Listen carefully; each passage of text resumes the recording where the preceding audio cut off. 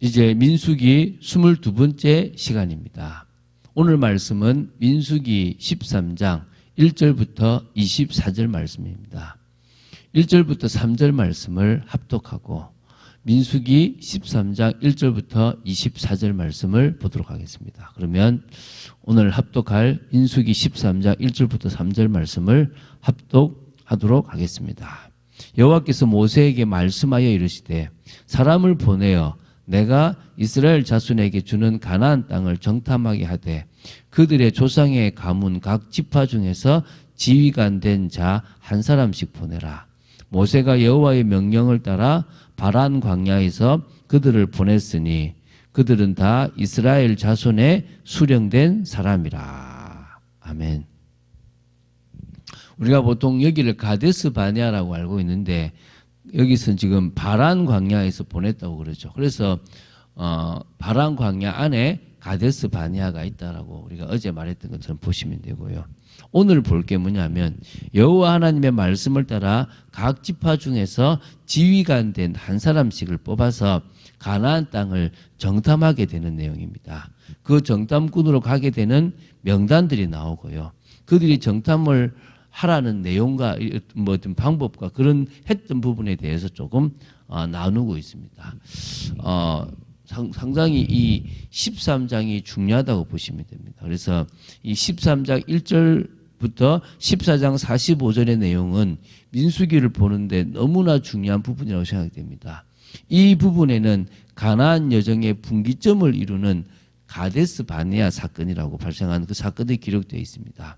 그래서 이스라엘은 이 가데스에 이를 때까지 거의 좀 오르막길 범죄도 있었지만 그렇게 생각한다면 이 가데스 이후부터는 절망과 회한의 이 내리막길이라고 보시면 됩니다.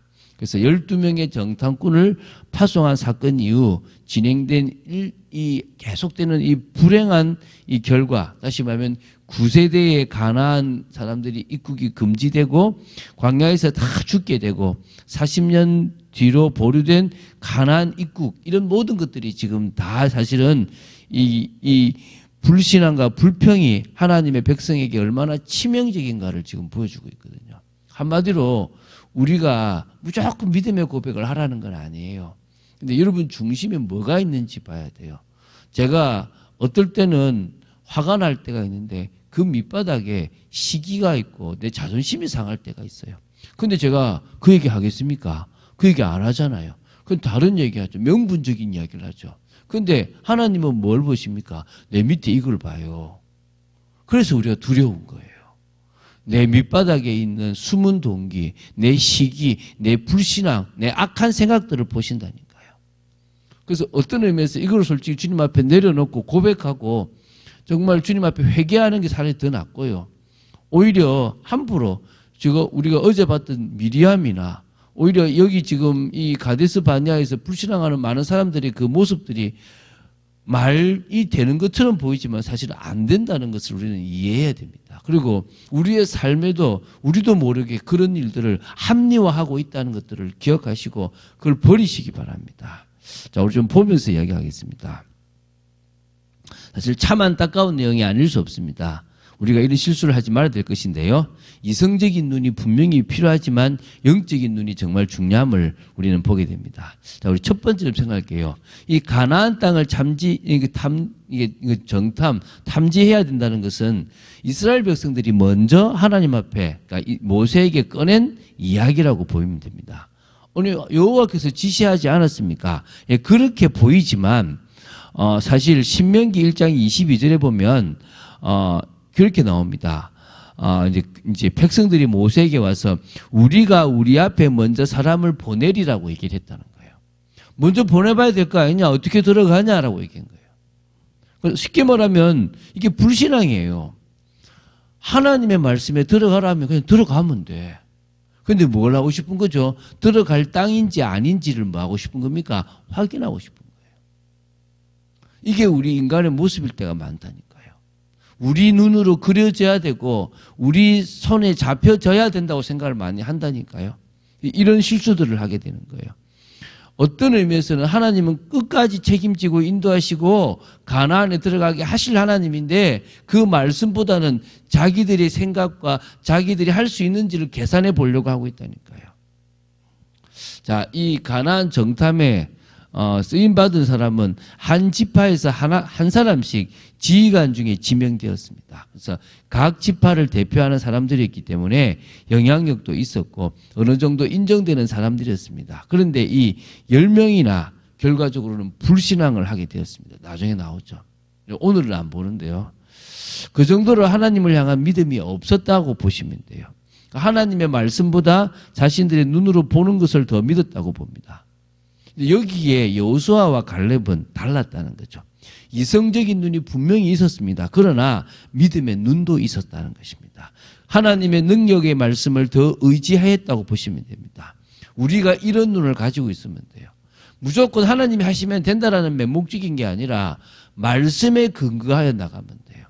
우리가 그 말씀을 선포된 말씀을 하나님의 말씀을 잘 붙잡고 언약의 말씀 속에서 결정할 수 있는 지혜와 명철이 필요하다는 것입니다. 하나님의 말씀이 뭐냐? 그것도 목사님이 말씀하는 거 아닙니까? 이때처럼 분명히 탁 나타나서 하신 말씀이 아니지 않습니까? 그래서 사실 어려워요. 어떤 게 진짜 하나님의 뜻인지. 그런데 그것을요, 목회자도 또 성도들도 정말 동기 없이 볼 수 있다면 보인다고 저는 믿습니다. 자, 이 정탐꾼에게 주어진 지시사항들이 있었습니다. 그들은 그곳에서 가장 가까운 가나안 땅으로 보내졌고요. 거기서부터 여러 군데를 이제 다 정탐하게 됐는데요. 그리고 나서 그 상태를 보고하게 됩니다. 그래서 두 개의 이렇게 과제를 제시했습니다. 첫 번째는 그 땅 자체를 관찰하는 것이었습니다. 어떤가 보라는 것이었어요. 좋은 땅인가 나쁜 땅인가, 기름진 땅인지 그렇지 않은 땅인지. 사실 지구상의 모든 땅이 한결같이 풍성한 열매를 맺는 축복의 땅은 아닙니다. 어떤 땅은 다른 땅보다 더 비옥한 곳도 있고 또 그렇지 못한 곳도 있습니다. 그래서 모세 자신은 적과 꿀이 흐르는 옥토라고 생각을 했습니다. 그러나 이제 이스라엘 백성들은 보고 싶었던 거죠. 그래서 가나안 지역의 기후가 좋은지, 땅이 비옥한지, 산물은 무엇인지를 확인하도록 한 겁니다. 그 백성들의 이 욕구 만족을 위해서는 그 땅의 산물을 다시 가지고 와야 했던 부분도, 다소 가지고 와야 했던 부분도 있었다는 것입니다. 둘째, 그 주민들의 형편을, 즉 다시 말하면 그들의 수요, 체구, 체질, 강약, 그들의 주거, 곧 그들의 이 천막에 사는지 가옥에 사는지 들에서 사는지 성벽에 있는지 뭐 이 여러 부분들에 대해서 뭐 숲이 있는지 경작지는 어떻는지 다 알아오라는 것입니다. 그래서 사실은 이 야곱의 시대에 애굽과 가나안 사이에 무역이 성행했듯이 그런 무역이 없었기 때문에 직접 탐지하기 전에는 그 땅에 대한 정보를 사실 입수할 수가 없었던 상황입니다. 그래서 지금 이제 그들이 들어가서 직접 확인하는 거죠. 자, 모세는 이런 주의를 주어서 정탐꾼을 보냈다라고 보시면 됩니다. 그래서 담대하라. 이게 바로 이제 정탐을 하는 사람들에게 주는 힘입니다. 중책을 맡은 사람은 담대하게 가면 되겠죠. 그들이 이제 모세의 명령을 따라서 12명이 정탐을 했습니다. 물론 동시에 다 움직였다고 보지 않고 뭐 2명이서 움직이든지 이렇게 나눠서 조심스럽게 편하지 않게 움직였겠죠. 그래서 어디로 갔냐면 남쪽에 있는 신광야부터 시작해서 저 북쪽에 있는 하마 근처의 르호베까지 가게 되었고요. 남의 눈에 띄지 않도록 잘 갔을 것입니다. 그래서 특히 헤브론을 주의 있게 봤습니다. 왜냐하면 자신들의 조상인 족장들이 묻혀있는 땅 부근이기도 하고요. 또 거기가 좀 중요하기 때문에 거기에 아낙 자손들이 살았던 것입니다. 그래서 사실은 이 헤브론 땅을 보게 되는데 이 갈렙이 이 땅을 중심으로 봤고요. 그 땅을 나중에 갈렙이 차지하게 되는 부분도 나오는 겁니다. 그들은 이제 포도송이를 하나 가지고 돌아왔습니다. 그때가 포도가 처음 익을 즈음이었기 때문에 포도를 가지고 왔는데요. 얼마나 비옥하냐면 이 포도송이가 커서 혼자 못 메고요. 이거를 막대기에 끼워서 두 사람이 메고 날아야 돼요. 이 정도로 그때만 해도 포도가 되게 크게 잘 맺어졌다라고 보시면 됩니다. 그래서 송이의 골짜기라고 부를 정도였다고 합니다. 자, 하나님이 주시겠다고 약속하신 부분, 점령하라고 명령하신 부분을 굳이 눈으로 확인할 필요는 사실 없습니다. 그냥 우리는 그 말씀에 어떻게 순종할 것인가, 제대로 말씀 따라 인도받을 것인가에 대한 것을 고민하지 이게 갈당인지 아닌지 볼 필요 없습니다. 왜냐하면 그러다 보면 환경과 현실인 허상을 볼 때가 많아요. 우리는 왜 기적이 일어나는 종교라 그러면 늘 말씀과 현실이 안 맞아요.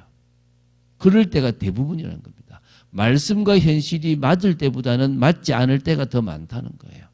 그래서 하나님은 우리를 통해서 그 맞지 않은 곳에서 하나님의 역사를, 그걸 세상 사람들이 볼 때는 기적인데 기적을 일으켜 나가기를 원하시는 거죠.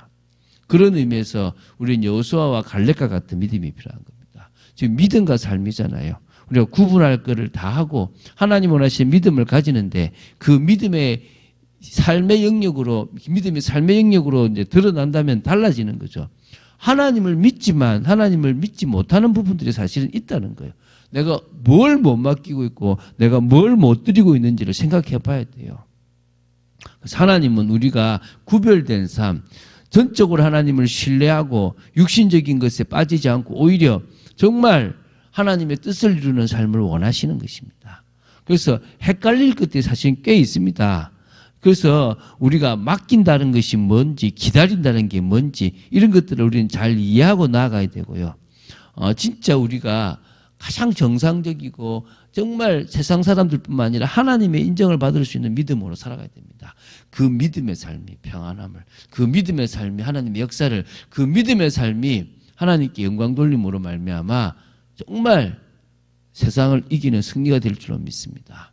많은 믿음에 대한 것들을 다룰 것입니다. 물론 다음 주는 추수감사주일이기 때문에 추수감사에 대한 이야기를 하고 그 다음 주부터 또 이제 몇 가지를 정리하고 우리가 많은 질문들을 던지고 또 그것에 대한 답을 내가서 우리 삶에서 어떻게 적용해야 되는지, 어떤 본질로 우리가 봐야 되는지를 생각해야 될 줄로 믿습니다. 오늘 하루도 믿음의 삶을 과하거나 덜하지 않고 딱 알맞은 믿음의 삶을 살아나가는 여러분 되시기를 주 예수 그리스도 이름으로 축원드립니다.